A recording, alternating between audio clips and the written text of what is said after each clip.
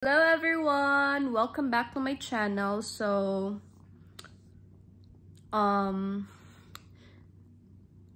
won't speak English anymore because my English is not fluent. So this is my last. So I'm gonna speak Tagalog starting or after this video or after some of the videos I upload. Or the next videos I'm gonna upload, I'm just gonna post or I'm gonna talk in Tagalog, not English anymore. So anyways, I'm back.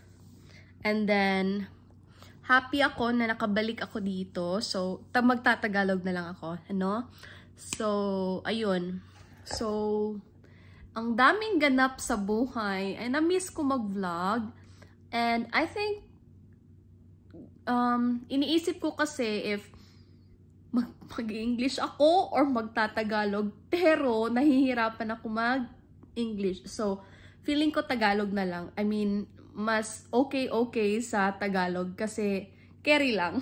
So, anyways, guys, wala lang. I'm sorry na ang tagal ko nag-upload ng vlog. And then, usually kasi nasa bahay lang ako. Tapos, medyo busy rin sa bahay kasi ang daming gagawin, maglilinis at iba pa. Tapos, minsan makakalimutan ko mag-video. So, madami din akong mga updates ngayon na, anong tawag dito? May new pet kami. I forgot if, na-share ko ba sa inyo na meron kaming bagong inadopt na cat. So, ewan ko ha, nakalimutan ko if na-upload ko dito or na-share ko sa inyo, or I think na-share ko na siguro. Pero hindi nyo pala siya nakita. So, anyways, balik tayo. Anong tawag dito? Meron kaming new adopted cat, new member of the family. So, before kasi, backstory. Before kasi, sa Pinas, is meron akong cat.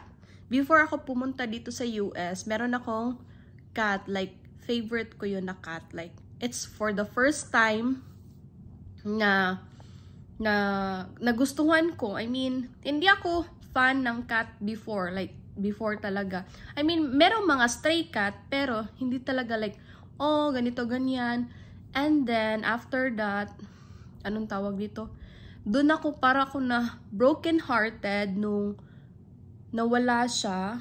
Tapos nalaman ko, yung mga kapitbahay ko, sabi nila, is na ano daw yung cat namin, na yung nasagasaan daw siya ng car. So, ayun, nasad ako kasi ang cute nun.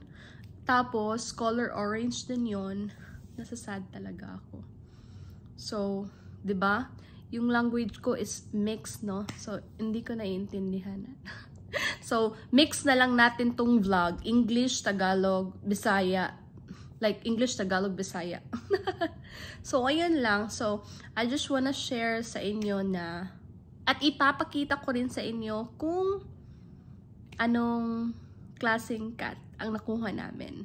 So, may 3 cats na kami sa bahay. So, I think nakita nyo na po I think na pakita ko na si Camilla, si Valky, at ngayon, ang name ng bagong cat namin is Mango.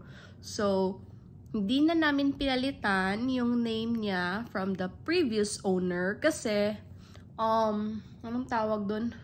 Ayoko na siyang ayoko nang mag-iba-iba yung name. So, ganun na lang. Pinastay put ko na lang yung name niya. So, name niya is Mango pa rin. Mango. So, ayun. Ipapakita ko siya sa inyo, guys. So, sana i-welcome niyo siya. Charot. So, wait lang. I-change ko muna. So, I'm sorry kasi natutulog siya. So, magigising to for sure. Kasi, paano siya? So, eto si Mango. Eto yung bagong cat namin. Tingnan nyo. Eto siya. Diba? Ang cute niya. Mango, say hi to them. Look at the vlog. Look at Mama's vlog. Mango. O, diba? Ito yun. Ito yung new cat ko. Like, ano talaga. Gusto ko siya. Tingnan nyo siya. So, napaka-clingy niya. As in, like, super clingy niya sa akin. Tapos, anong tawag doon? Always siya nakasunod sa akin. Tapos, kung saang sulok ako ng bahay, andun siya. So, ayun, tingnan niyo. Nag-ice coffee lang ako. Tapos, ganito siya. Pag umuupo na ako dito sa chair na gusto kong upuan, dito rin siya. Ganito yung mga, ano niya, yung mga position niya. Diba ang cute? Ang ganda ni Mango, oh. Tingnan niyo. 2 years old pa lang si Mango. So, magti-3 na siya this year. Gusto kong i-birth month ni Mango is October.